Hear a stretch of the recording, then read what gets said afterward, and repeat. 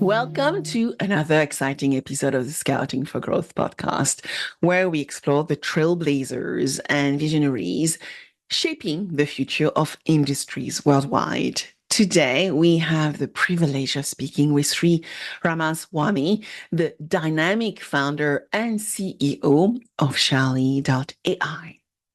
With an impressive career spanning over 22 years in advanced analytics and artificial intelligence, Sri has emerged as a formidable leader in the insurance and technology space. As you would expect, I'm sure Sri's journey is nothing short of inspiring. It's not been easy, like many female leaders out there. But armed with a passion for leveraging technology to solve real-world problems, she has revolutionized the insurance industry with a groundbreaking AI-based platform, as I said, called Charlee.ai.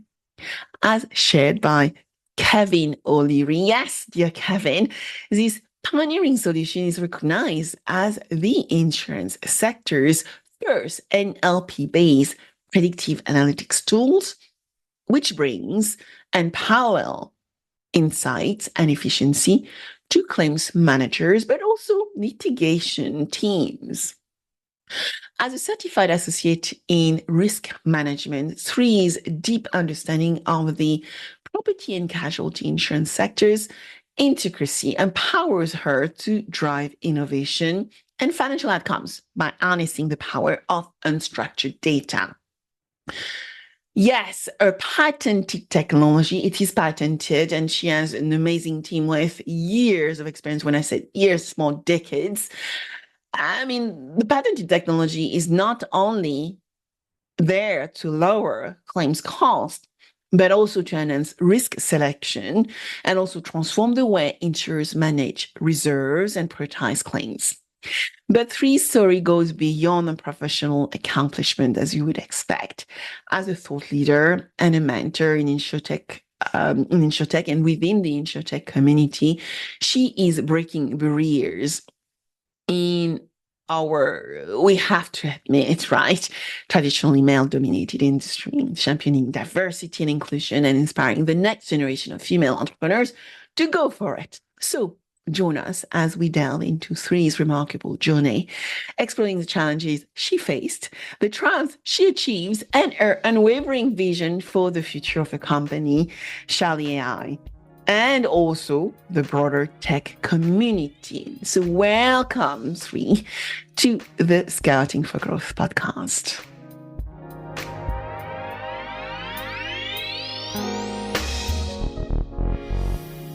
Hi, Sri. So good to see you today.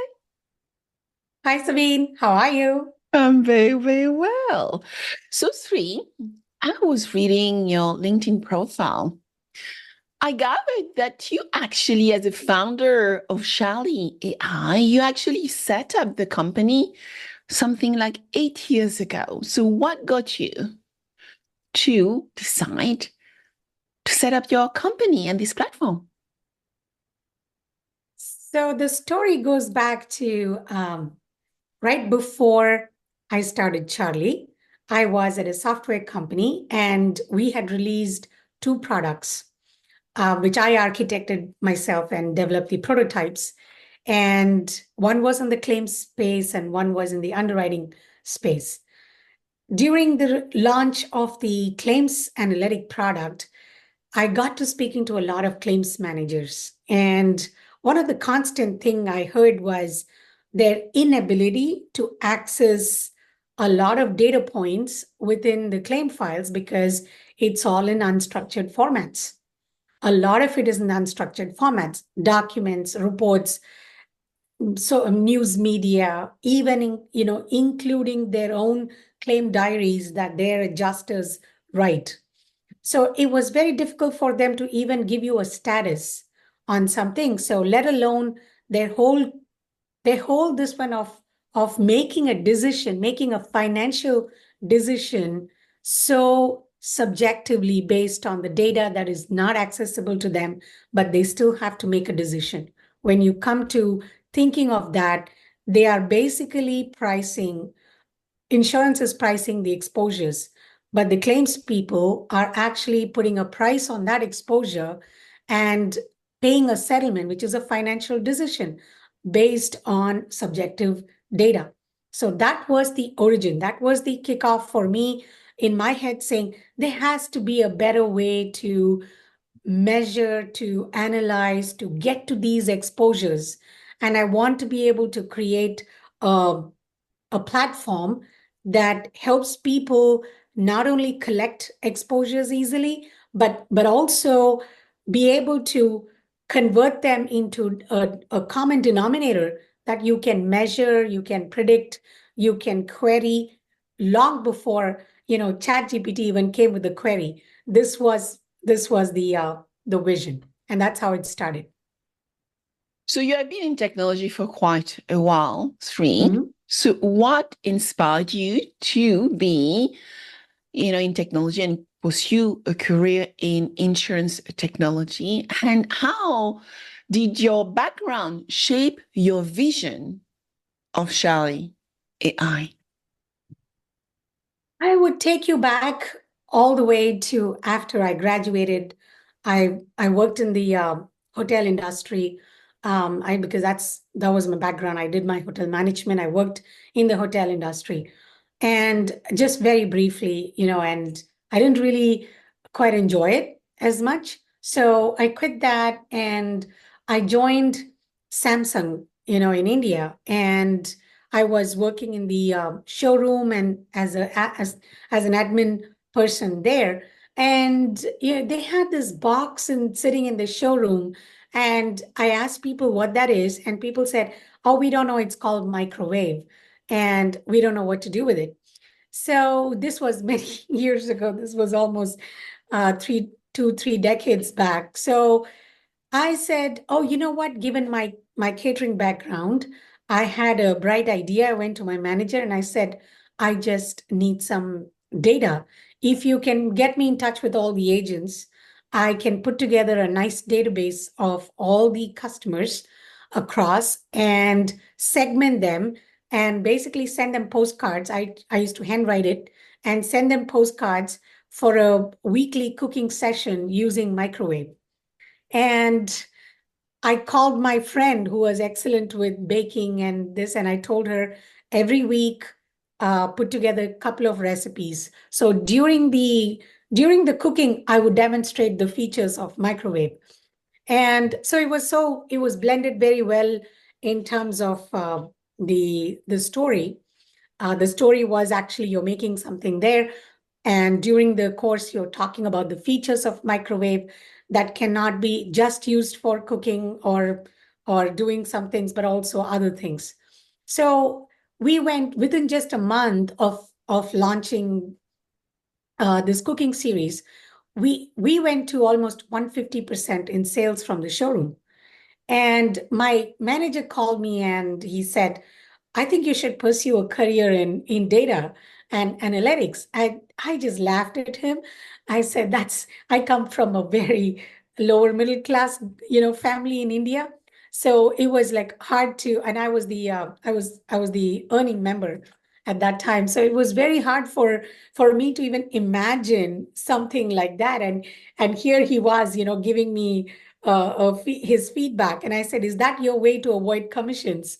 And so I just, wanted to, but I did think about it. I did think about what he said. And I did get an opportunity to go to Australia and do my master's in master's in IT, specializing in database.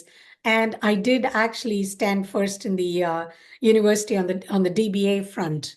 So data really took the center stage for me, and I really started enjoying data, enjoying asking questions, enjoying logically putting data together to get your bigger answers. So that's what really motivated my career in the technology space. Definitely I owe it to data.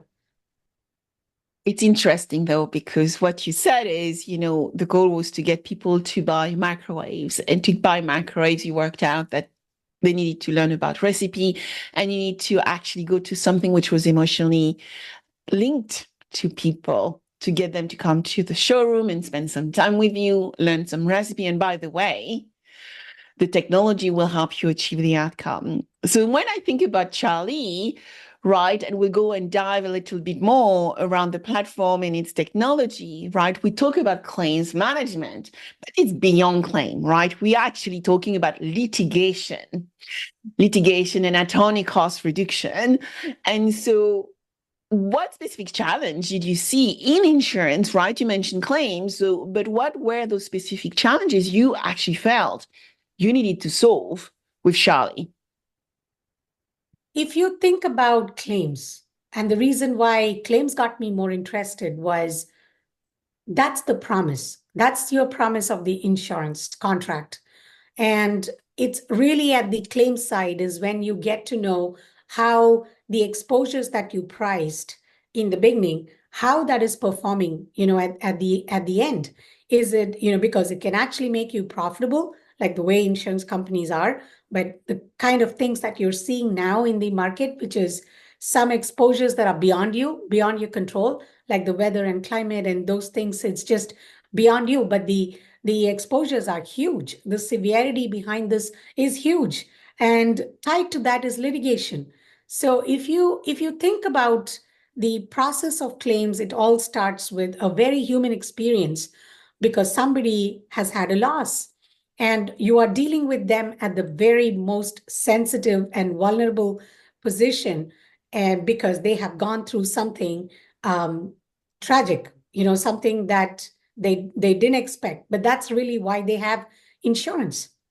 When you think about how the process is carried out from the beginning of, from the first notice of loss when I received the claim to when I completely resolve it and settle it, there are a lot of nuances in terms of how do I be empathetic yet be empirical, in my approach. I think that is key to understanding all these problems that come out. The moment that part loses, the data aspect, which means I'm not asking the right questions.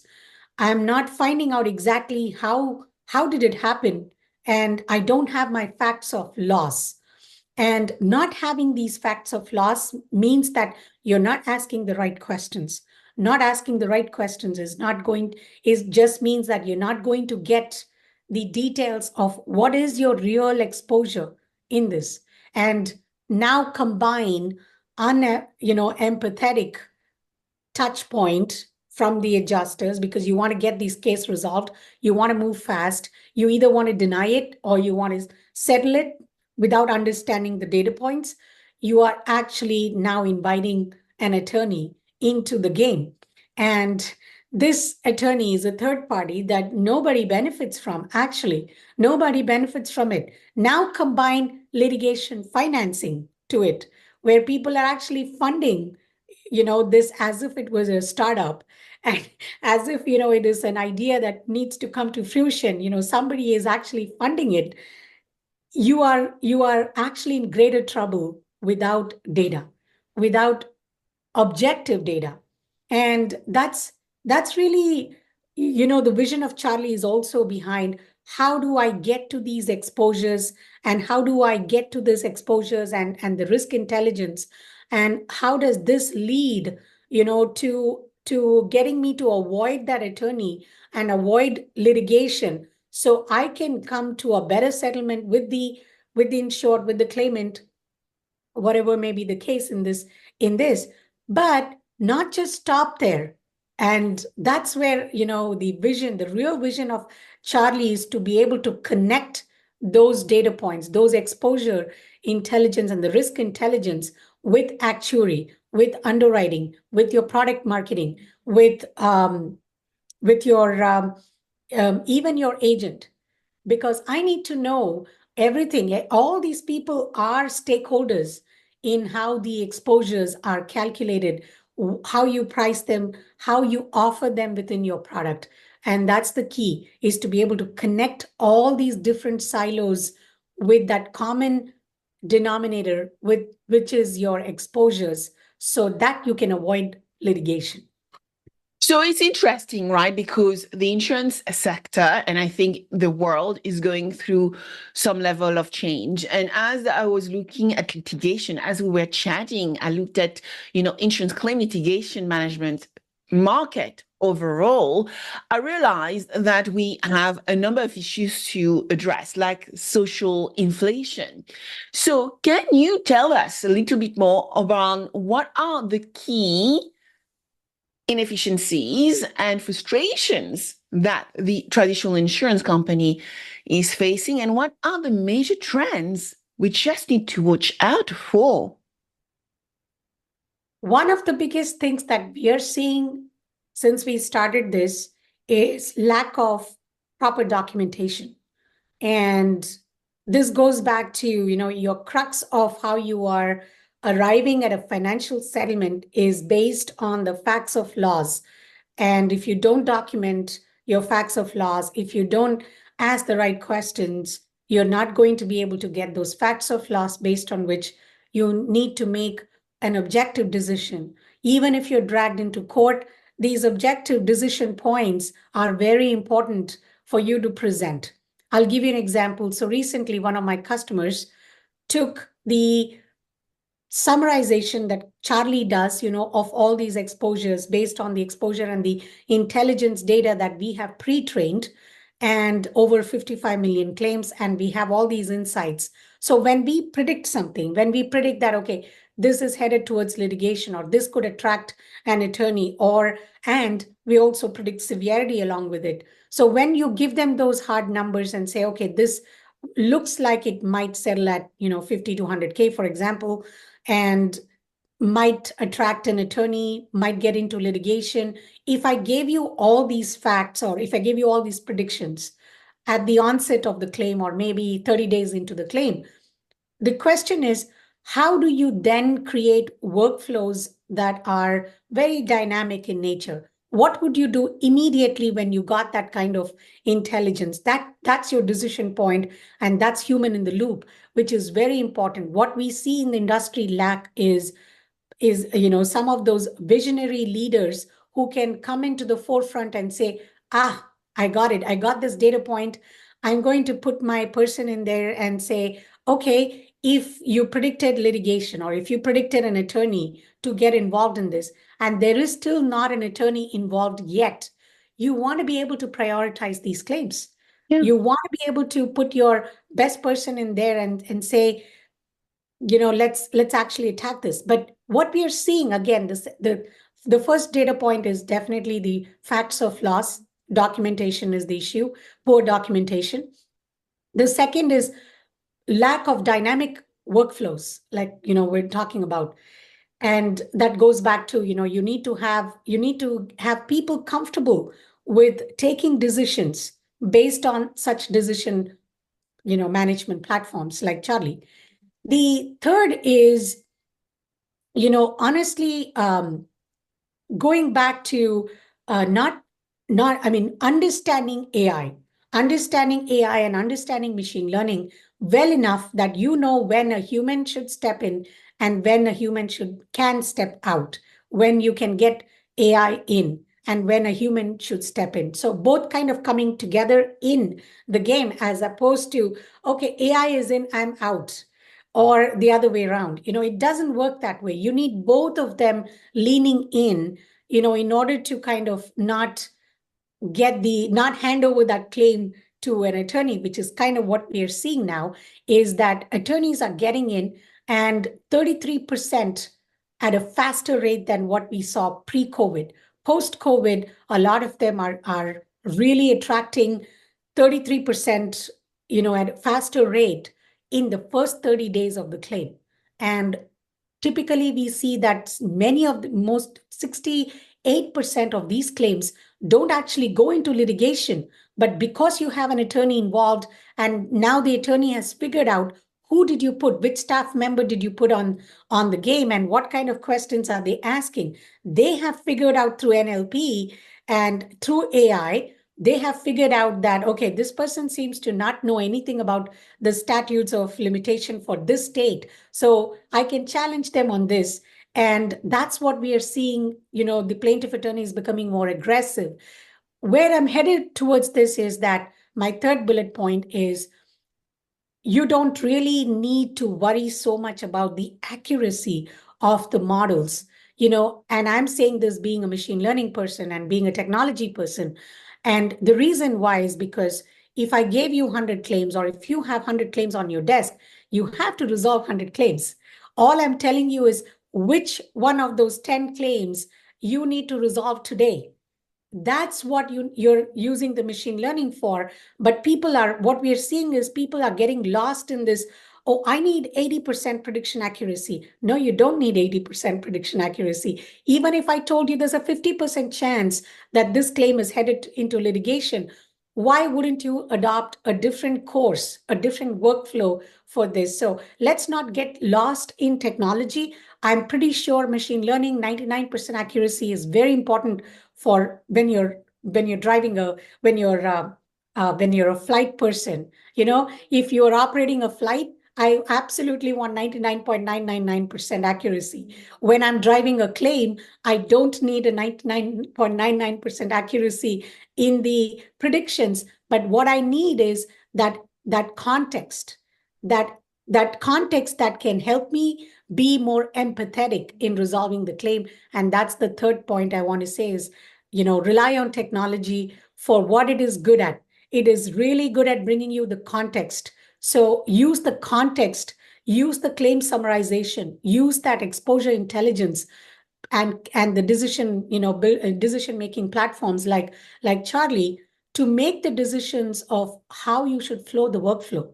And these are the 3 points I see are key, missing in the industry. If we want to move forward in an industry where we are seeing such a skills gap at this time, you need to kind of leverage AI in its strengths and not really give into its weaknesses, and use a human strength to compensate that. Yeah, very well said. So I heard you speak about risk intelligence.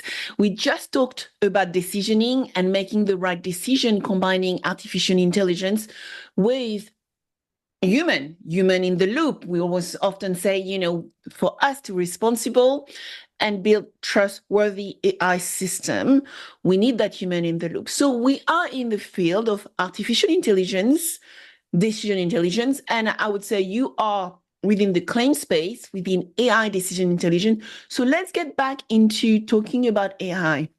Can you describe the moment when you realize that artificial intelligence, machine learning, natural language processing could be the key or critical component to solving the problem you're observing in claims, and particularly in litigation management and attorney cost avoidance? I would start with when we're looking at the claim files and claim notes and third-party reports that are coming in. So the first thing we did within Charlie was to build a platform that could take in multiple different data sources and bring it into one unified model. And one of the key observations for us at that time was, how do you bring data from a third party that is talking about a claimant or a specific person having a certain claims history, for example, from ISO, or something mentioned about this company in the news media, and it's all in an article format, and it's all unstructured format as we speak. And then you go down to, how do I match this with my claims data that is sitting in a claims management system?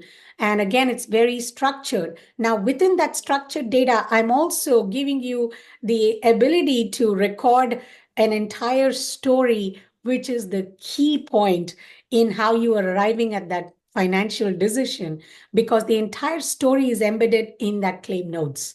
And when we started looking at that, then that started posing a challenge saying, if you don't read that, and if you don't interpret that correctly, and if you don't have a way to absorb the key risks from there, the exposures from that story, you are really not going to make an effective decision. And a lot of times, when you don't have the complete facts of loss in front of you, you are handing over that claim to an attorney. Once you handed that claim to an attorney, I can tell you that it's never coming back to you. It's just going to be 8 to 10 times. That's what we are seeing, is 8 to 10 times more expensive than what a normal claim would cost. So what does it take? It all goes back to how do I create a homogeneous, mechanism of bringing all that risks and exposures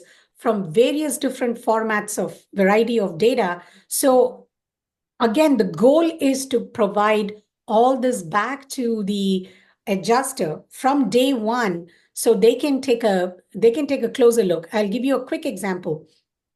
This was in one of the claims. The accident had happened 2 years back. The person dragged an attorney into this 1 year into the claim, and after 2 years, the claim actually was gaining some momentum. When you looked back 2 years ago, when the claim was actually reported, the key thing was the person said that she was pregnant. The claimant was actually pregnant, and no questions were asked about, is the baby okay? Are you okay? Did you go get a checkup? Did you do a follow-up? You know why that is key? Because guess what? She's already had the baby. And you're 2 years into the claim. She's now brought in an attorney. You are now going to pay, could be, possibly, potentially, pay millions of dollars and end up in a nuclear verdict, because all that could be attributed to that loss that she had, the accident that she met with, and you did not even know or did not take any follow-up measures, and not even, it's definitely empathy. You want to make sure that she was okay. She was pregnant. She was okay. The baby was okay. And even for your own risks and exposures, now you're looking at 2 exposures, not just one. So what did you do effectively?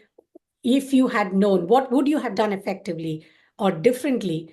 Had you known that you had this kind of an exposure, the manager could have immediately looked at Charlie and said, "Oh, I see a pregnant person," and immediately, start to put in some workflows that really assign these claims to a senior person, and thereby you could avoid that litigation. So what in that exposure intelligence can I expose to you, that you can take effective measures and stop the attorneys from getting into your claim, and you do your job, because it is really between you and the policyholder, or you and the policyholder and or the claimant. Really, that's how it should be. That's the negotiation. You need to trust your insurance company. The lack of trust, in the insurance industry today is because of that process, is because you're missing key points. It's interesting because now, I'm going to address myself to my US insurance friends as much as my European insurance friends as well. But it shows as well a very different environment when you start looking at regulation and how you file claims and how you actually evaluate the risk, right? I think in Europe, a woman pregnant in an accident will actually be watch out very carefully from very upfront, that little mention that, woman pregnant is in the file, or even, on the side of the accident, it's actually going to be actually taken very, very seriously and not left 2 years in the future. Which takes me actually to, when you actually start thinking about your story, when we start looking at building Charlee.ai, what were some of the initial steps that you looked into when you developed Charlee, the software, the platform, the claim decision capability you have today, and you have been building this for many years. It is a patented platform. And how did you go about assembling your A team? My A team was built with one primary goal is I wanted very diversified skills and talent in my group, in my team, at least in my initial team that we came about. And this diversity is, in terms of the skills, is because I wanted to understand all aspects of the claim.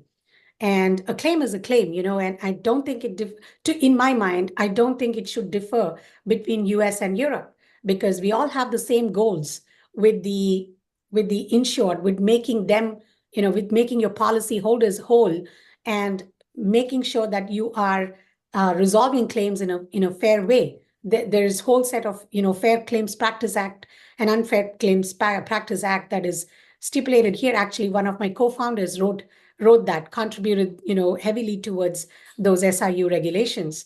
So the key was to bring diversified talent.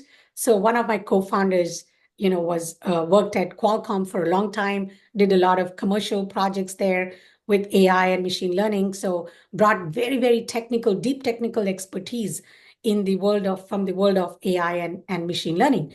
My other co-founder came from the Department of Insurance. He ran the fraud division. He wrote the SIU regulations. My other co-founder ran infrastructure and applications and spent 10 years at AIG managing their applications and infrastructure. I myself, come from the insurance industry.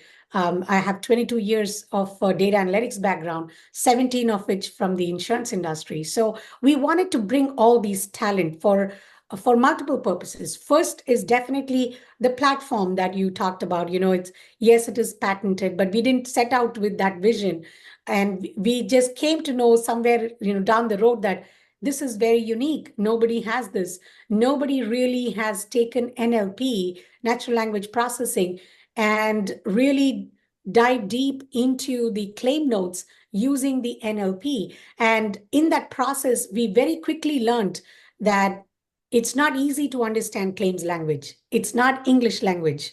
It is a very different language because I'm telling you that there was damage to the kitchen, for example, there was damage to the kitchen pipe, kitchen plumbing. And then in another one, they said there was no damage to the kitchen.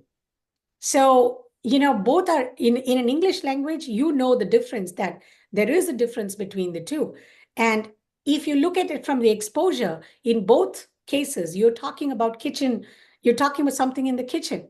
So you're talking about a damage, you're talking about kitchen. So if you just focused on keywords, you're going to miss out a lot. You're going to misinterpret both these claims to be in the same category, but you're not, that's not correct. One, there is no damage or there is no exposure. In one, there is a huge damage because that's the kitchen you're talking about. An entire kitchen could cost you now. So there is a vast amount of difference, in these kind of the way in which the exposures are articulated or documented and also the same goes with bodily injury, which is the most expensive piece in the claim part.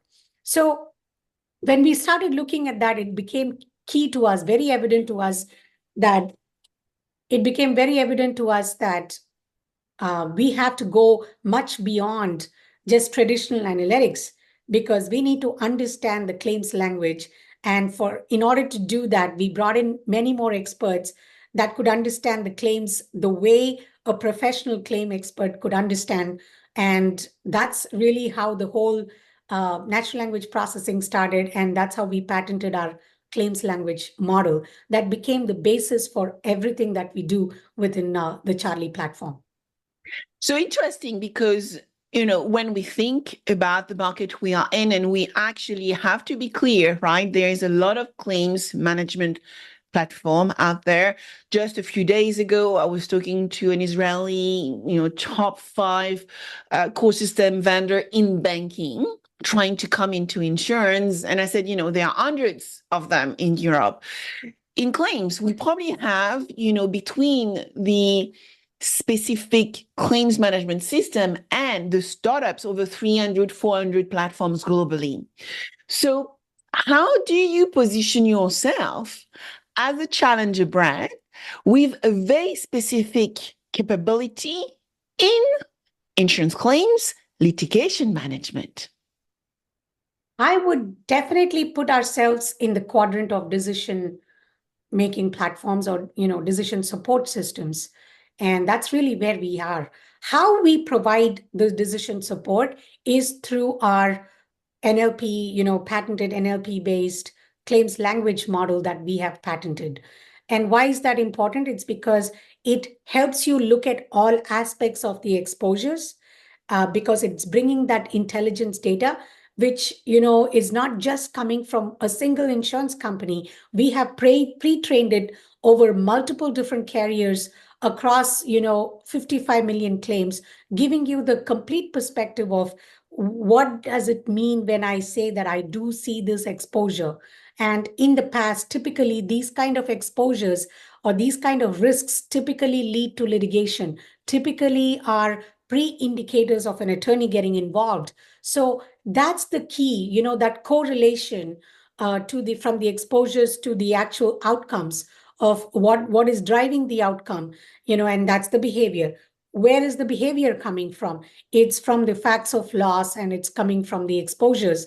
And how do we get to those exposures? Through the platform, that can understand claims language, which is our claims language model. So it all goes back to, creating a separate quadrant of decision of or being in that quadrant of decision support systems, leveraging NLP.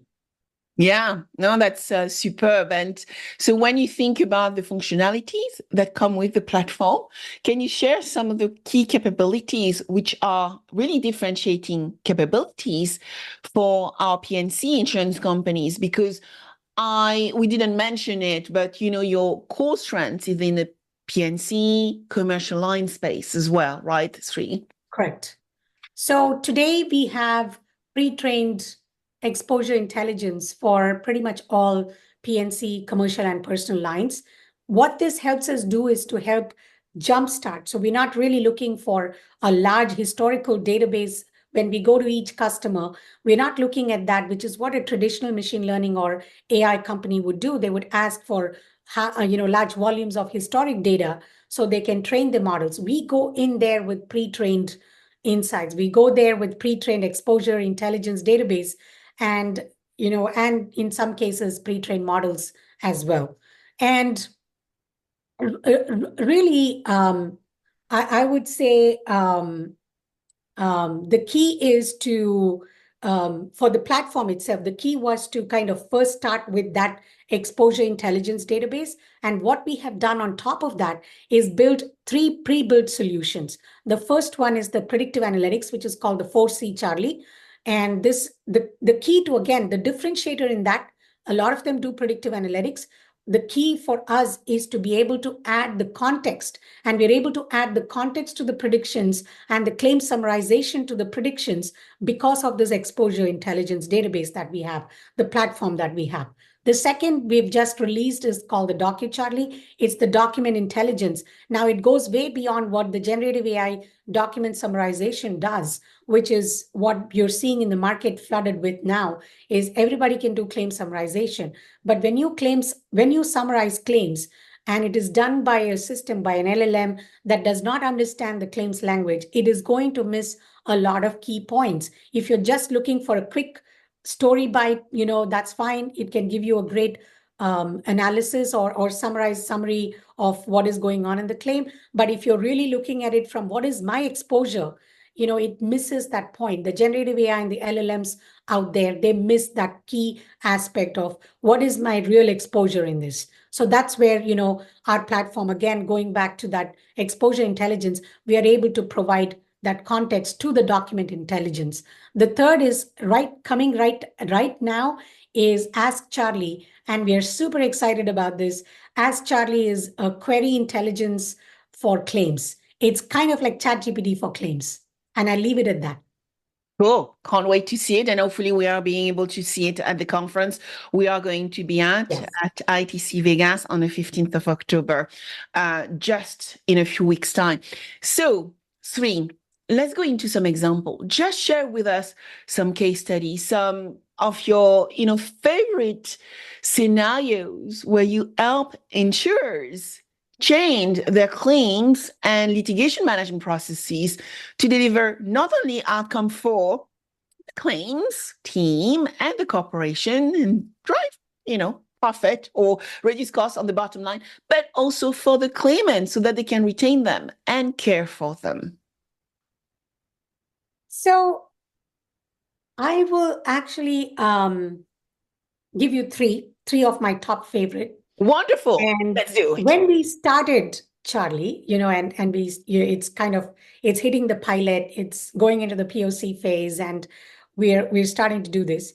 The first tier 1 customer that we had, I'm not going to name them, of course. And when they started a pilot with us, we presented a whole lot of things within Charlie. Charlie comes with a dashboard, which has more than 80 of our proprietary KPIs that we have come up with, and that how you can measure those exposures within claims.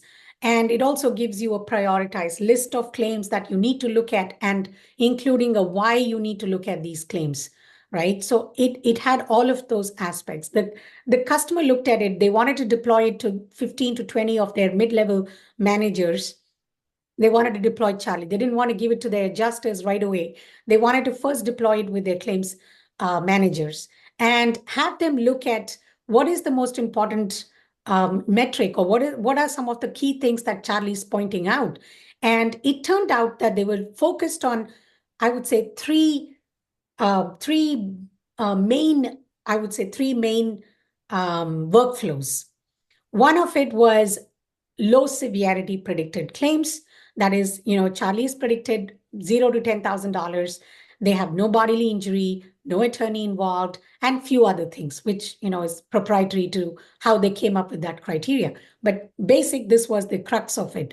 So that's kind of where it started, whereas we were very focused on the high severity, and this customer chose the low severity. So it was interesting. The second was, give me all the litigation predicted claims where the attorney is still not involved. And, there are some other additional factors that they can get into, like specific injuries that they wanted to get into, specific types of this one they wanted to get into. So the baseline for this was, you predicted litigation, or you predicted an attorney to get involved, and an attorney is still not involved, certain jurisdictions with certain key characteristics of the exposure.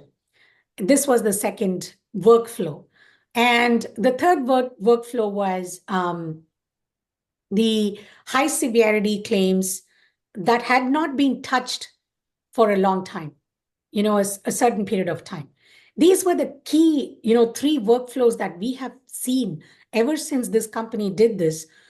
We are seeing this to be some of the key, the successful ROI, is in these three workflows. And that's kind of what we are seeing consistently across different customers. Now, how they prioritize within these categories is, kind of unique for each customer.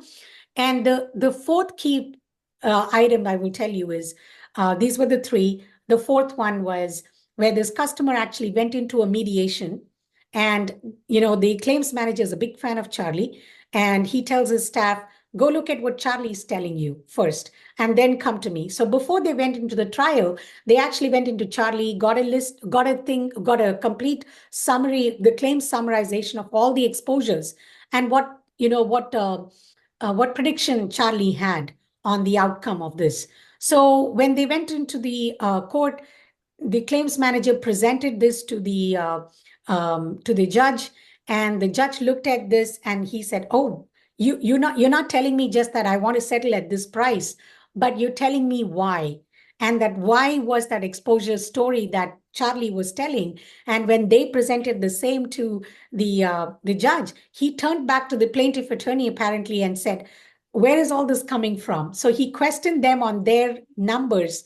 And so eventually they won the trial, they won the mediation with their low ball figure that they went with. It's not just low, but it was accurately priced to the exposures that Charlie brought out. So it's a great tool for when you go into such situations. You do have an attorney. There's nothing you can do about it at this time. But what you can do is get more intelligent with how you offer your settlements. It can be just random out of the blue. Hey, let's settle for $10,000. But why? But why $10,000? The question to that why is what Charlie provides in a unique way. The last one I'm going to tell you is de- you know, going back to reserves. This is something we hadn't even seen coming, and reserves turns out to be one of our most, I would say the hit product within Charlie. When you're predicting, we're also looking at what is called the reserve adequacy. And in that reserve adequacy, from all these millions of claims we have trained, we look for exposures that usually lead to exposure patterns that usually lead to under-reserved and over-reserved claims. And then we look at the current open pending claims from that customer and try to match those patterns and say, here are top 10 patterns because going back to your over-reserved and under-reserved. And here are some pending open claims that are showing those patterns. You want to look at this immediately. So these are top five use cases that are very, very successful. One of our customers has, saved more than $8 million just with one line of business. So we are super thrilled to see these kind of impacts, and people win the mediation, where this customer won and they came back and they said, Charlie won today. And that was the message. And we were like, I don't think it was Charlie winning. I think it was Charlie plus you guys winning. I think that's the way I want to see, the insurance industry go is how can a human work so collaboratively with AI and win? It's interesting because just a few days ago, I was at the Zurich Innovation Championship, and one of the key themes was around collaboration between big corporations, mature, successful Fortune 500s and young players. Because if you do it right, you can achieve, amazing results and actually build an ecosystem which is undeniably, a very unique and differentiating environment. And I was so, emotionally proud and inspired to see a leading insurer like Zurich making so much investment into the championship. Is going to evolve, is going to change, but showing that collaboration for them allowed them to actually bring new ideas to market, enable their employees to be really welcoming of innovation and not be scared to be innovators, and actually in some ways be children, right? Act like children to bring new ideas to the business so that they can actually solve the client problem in different ways. And third, they have realized they can't do it at all. They have amazing, bright people within the corporation, but the only way they can get this done is by involving others through open innovation, and therefore work with startups from all across the globe. So that's why I think your point around collaboration is critical, and actually some amazing case studies, right? Because what I heard is, when I'm going to a claim, maybe the attorney is not going to be involved. There is not going to be litigation. Great. The technology helped me identify that. Second, I may need an attorney. I may need to deal with litigation, but I can manage the cost. I can actually keep it to the real value of the exposure and, whatever was insured by having the right data using AI. And lastly, okay, I'm going into court, and actually the judge is going to make a choice. I can give the judge the data they need to make the right decision. This is unique, right? Absolutely, because what people need to realize, your policy holders and insurance companies, they want to serve their policy holders, and but you have to do it in a profitable way. You definitely want to make your policy holder whole, but also you have an obligation to all other policy holders too. So the policy holder needs to know that when the company is fair and when they're working in the best interest of the policy holder, you build that trust, and when the trust is there, the person is going to stay, and you don't have to sell hard to keep the person. They will stay with you. I mean, if you look at other industries, how they're able to keep their customers, and why are we struggling when we provide the maximum coverage when you have a loss? Because ours is a very emotional touch point, as opposed to some, commercial products out there, consumer products out there that you see, which is having so much of loyalty. Why is an insurance company having that kind of loyalty? I think that all goes back to data, and how you collaborate with anything that is bringing you that data insights to you. Now, how do you work in tandem? How do you work together? That's the key to winning in the industry, to winning the trust of your policyholders. Very well said. So now, as the founder of Charlee.ai, I want to ask you, as you would expect, the founder's story, an obstacle story. What significant obstacle actually, Sri, you actually experienced, right, when you set up your company as a female founder? I want us to talk to, other founders who are there, how other female founders who are trying to set up their company or trying to make sense as to how they can be successful in the industry we are serving, but in finance in general. How did you overcome them to keep your vision alive and go and build your team and achieve the result you have achieved today? You're asking some deep secrets here. Okay, let me start by saying when we started this journey, okay, we knew that we wanted to use natural language processing and AI, but AI was not really AI. Nobody knew AI. Nobody really knew what natural language processing was. This was 10 years ago when I started doing the research. And coming from the insurance industry, I knew that if you put terms like this in front of them, they're going to get lost. So we really classified ourselves and we called ourselves analytics company. And when I went into when I went into building the platform and looking for people to build the platform with me, because I had the vision and we were bringing all these amazing, people in the team together. One of the key things was I nobody trusted nobody trusted me. Nobody trusted me for this piece that I was telling them, that your key, your solution to the problems that you're having, is in your own files. You don't need to look outside. You have to look inside, and you have to start discovering what you already have. The stories that your policyholders are telling you, those are crucial, very critical for a couple of things. One, to make sure financially you are stable and you're not making subjective decisions, because you cannot afford to make subjective decisions in today's world. You could probably 8 years ago, they would just, you just pay it off or you would deny. And if an attorney gets involved, you'll be like, okay, fine, I'm going to settle this. So that was the attitude. And you can't have that attitude anymore now because of other factors, because of climate change, because of supply chain, because of social inflation. So many other factors make your claim very expensive, so you can't use the same excuses. And the problems that we saw was nobody was taking me seriously, that NLP is the solution to this. At least, the problem that we were solving, right? Because why does a person bring an attorney? Because they don't trust you. They don't trust that you would make a fair judgment.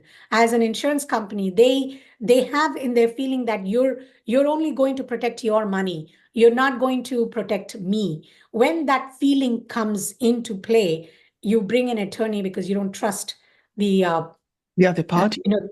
yeah. So when that lack of trust comes in, you have to be able to go back with data. You can't just go back and say, please trust me. They don't.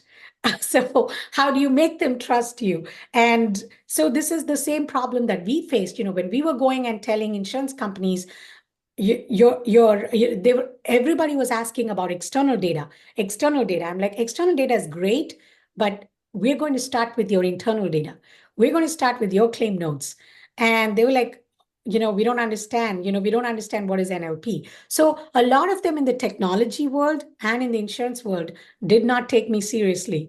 And this was 8 years ago. And I saw the writing on the wall that if you were to head in this direction, you have to be able to build a database that holds exposures. And that's what we created. I stuck to my vision. I did not get discouraged by people that were putting me down. There were many amongst many naysayers were people that were saying, that were thinking, and saying it aloud too. In some cases, it's like, you're a woman, and how do you think, like, I don't think you could have really solved this problem. This is what many of them told me. I'm like, this has got nothing to do with being a woman, or this has just got to do with how intuitive you are. And typically women are more intuitive in nature, but we're not going into that. It's more trying to establish my vision without getting diverted, or without getting drawn into other naysayers. But I did face a lot of naysayers in terms of, "Oh, you're a woman. I don't think you're making sense with this. I don't think that you are saying that you found something so unique." And that was one of the things that when they said that to me, I said, again, the same kind of mistrust is coming into play. And in order to kind of remove that mistrust, I had to keep on my journey. It was a hard journey because a lot of my competitors were going out there and raising crazy amounts of money out there. And here I am, stuck to my vision, saying, no, I want that exposure database. I want to own that exposure intelligence within Charlie. And this is how I'm going to do it. And I saw the how to solve the crisis of litigation and an attorney using this exposure database. So didn't really, get a lot of, I would say, a lot of people in the beginning to support us because they didn't see the value. When ChatGPT came into play, everybody understood what NLP stands for. So then it made it easier for us to just kind of piggyback on that. And people already understood. When we go to customers today, they talk to us about, hey, can you actually do this in the document? Can you actually pull this? Can you actually validate this information for me? Oh, you're saying that you can actually pick these exposures and whichever way it is said, and you can actually measure them. And can you do this for me? I don't even want predictions first. I want to be able to do this with my claim notes and with my documents. So we are seeing use cases come, at us now. And it's only, I can tell you, patience, perseverance, and people around me, people in the team that trusted in my leadership and that trusted in my vision, and customers, initial set of customers that trusted in my vision too. And I can talk to you many stories about how there's a lot of there's a lot of challenge. There are a lot of challenges um, with founders, in this space, in InsurTech space, and with women in tech space. There are a lot of challenges out there, and there are real challenges. But I stuck to my vision, and I did not hear anybody else's naysaying. I and my team, more than anything else, my team includes not just my team, but also my customers, my early adopters, my partners, my angel investors, my investors. Everybody, is my team. Everybody trusted in my leadership, and it made it easier. Definitely made it easier.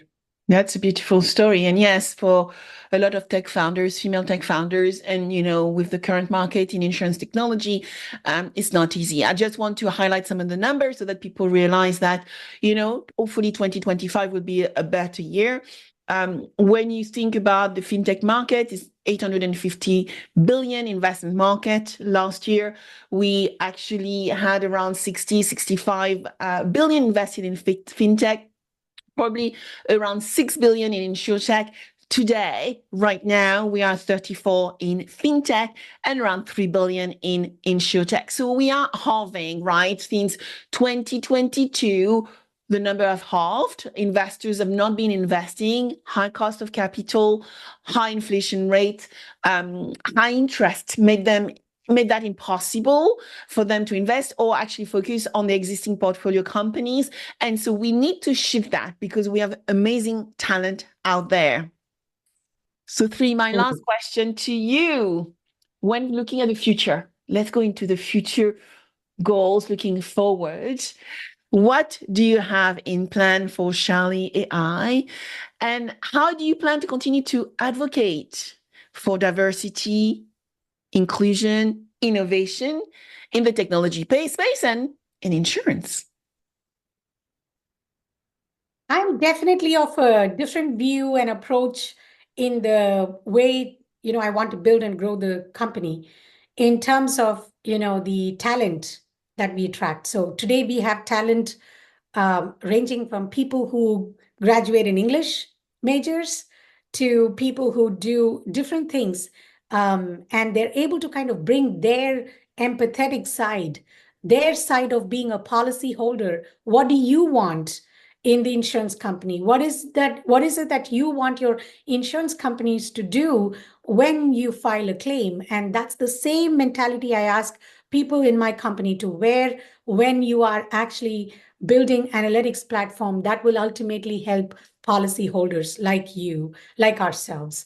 So that's the vision, is to kind of take Charlee and grow that exposure intelligence and really have it be the foundation for creating new products, for coming up with better rating mechanisms, and also to be able to present good stories, good claim stories back to your consumers. They need to know. They need to know how how you resolved some of these claims. They need to know what are some of the exposures that I can learn from, and I can prevent those. So it's driving that exposure intelligence database to be the foundation of insurance. And that's really, my goal and my vision with Charlee, is to be able to, be that exposure intelligence database for insurance, for the next generation of insurance products, because I really want to see a change as a policyholder. I'm saying this. I do want to see a change in commercial business. I'm a policyholder. I've been a policyholder, commercial business policyholder for quite some time, done the shopping myself, and had agents, sometimes did my own shopping. And there are some serious gaps, in terms of how we are provisioning how we are provisioning these small medium companies. Because if you think about it, insurance is the backbone of innovation for many industries. Literally every industry wouldn't have been able to innovate had they not had insurance. I myself would have not been able to operate if I didn't have an insurance, because that is your comfort factor when you think about it. But if you're providing that comfort factor with a lot of gaps, without understanding what my exposures are, and without educating me as a policyholder about those exposures, there are only gaps that you're creating as you go along the way. You're not really filling up those gaps. And I want those gaps filled, with Charlee being the crux of that exposure intelligence. That's super cool. And when you look at exposure intelligence right now, your exposure intelligence is mainly focused on North America, but I assume your goal would be to move into other locations. Am I right?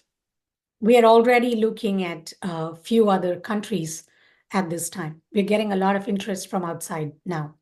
Perfect. So, Threes, thank you so much for joining me today. And thank you for telling me so much more about you, about Charlee, about your team. If people want to find out where you are, if they want to reach out to you, where should they go?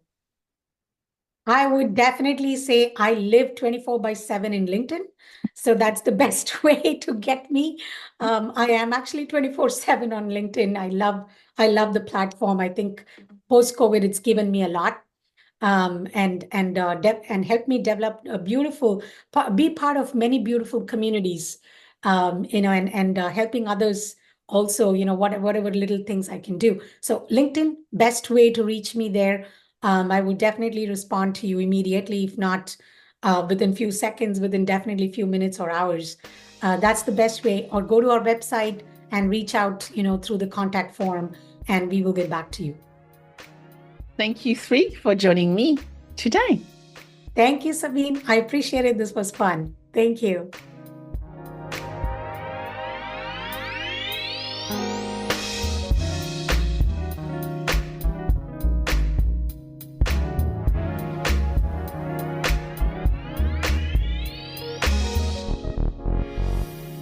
I hope you enjoyed this episode of Scouting for Growth. Please subscribe, share with friends, and leave a 5-star rating. Your rating is so valuable. I review all of them, and my team help me adapt content to meet your needs. Also, connect with me on my preferred channels. I am a B2B growth expert, so you will find me on LinkedIn, Instagram, and Threads, and X as well as Blue Sky. All information available below. Until next, keep scouting for growth.